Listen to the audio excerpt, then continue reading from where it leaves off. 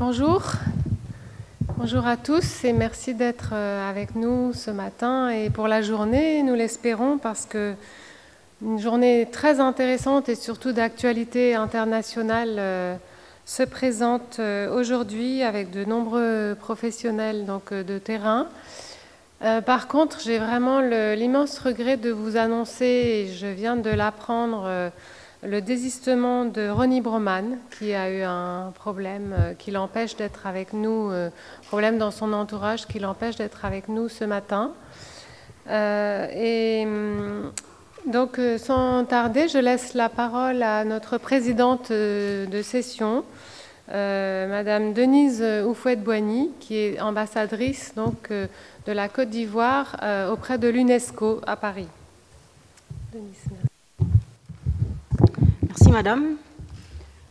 Mesdames et Messieurs, nous sommes dans le cadre de la deuxième journée du colloque international de la chaire Savoir contre pauvreté, intitulé « Politique étrangère et diplomatie de la santé mondiale ». La session de ce matin est axée sur la question de la santé dans les pays en situation de conflit ou de post-conflit. Ces situations sont celles dans lesquelles les populations sont vulnérabilisées et leurs droits les plus élémentaires souvent bafoués.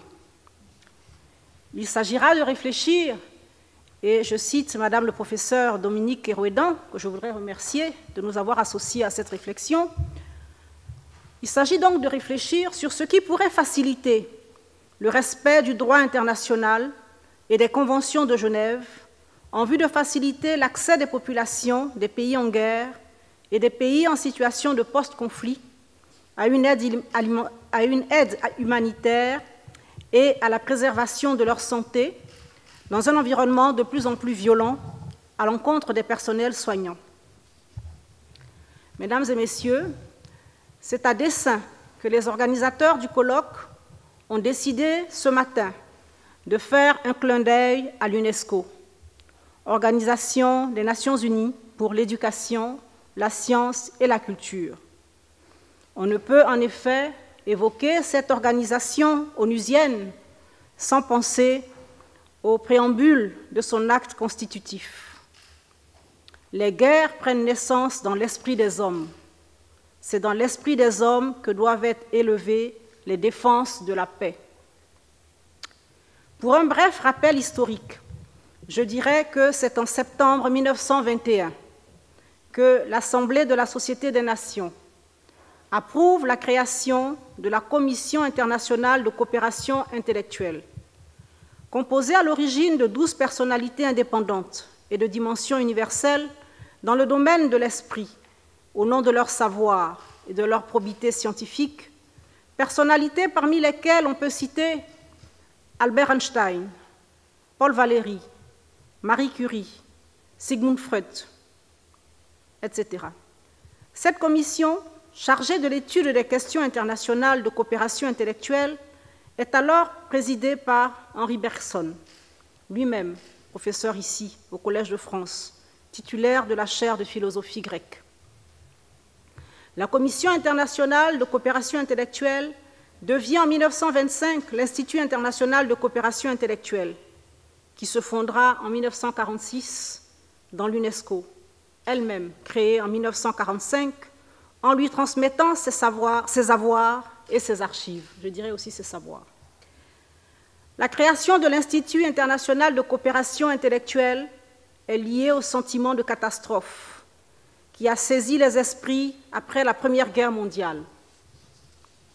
L'ampleur et la durée des combats, les millions de morts produits par l'affrontement de nations pourtant civilisées, l'utilisation de la technique pour tuer en masse ont montré qu'une époque différente devait s'ouvrir. Des siècles d'éducation, de culture et de science n'avaient pas empêché cette barbarie. Il fallait donc s'interroger sur la crise profonde de l'humanité et agir après avoir fait des analyses et imaginé des actions nouvelles et adéquates. Les objectifs de l'Institut international de coopération intellectuelle restent ceux de l'UNESCO après la Seconde Guerre mondiale et demeurent aujourd'hui avec une évolution cependant. L'organisation avait pour objectif de départ de maintenir la paix entre les États.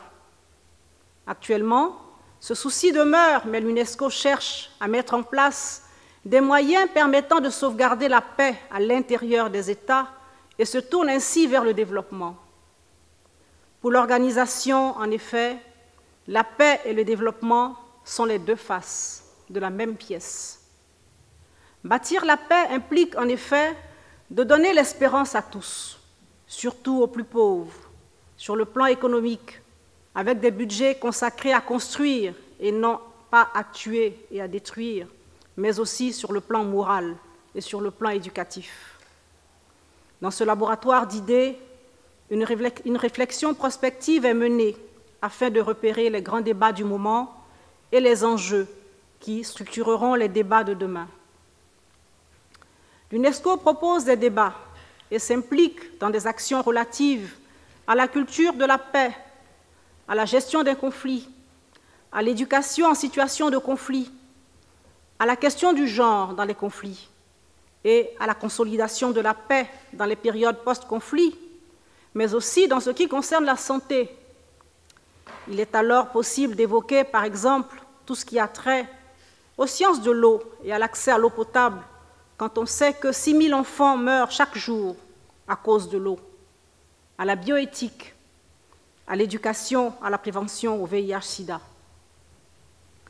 Les préoccupations de ce colloque et celles de l'UNESCO, mesdames et messieurs, sont en phase avec aujourd'hui une responsabilité, celle de préparer ce qui devra être proposé pour l'après 2015, date butoir des objectifs du millénaire pour le développement, quand on sait que ces objectifs ne seront pas atteints.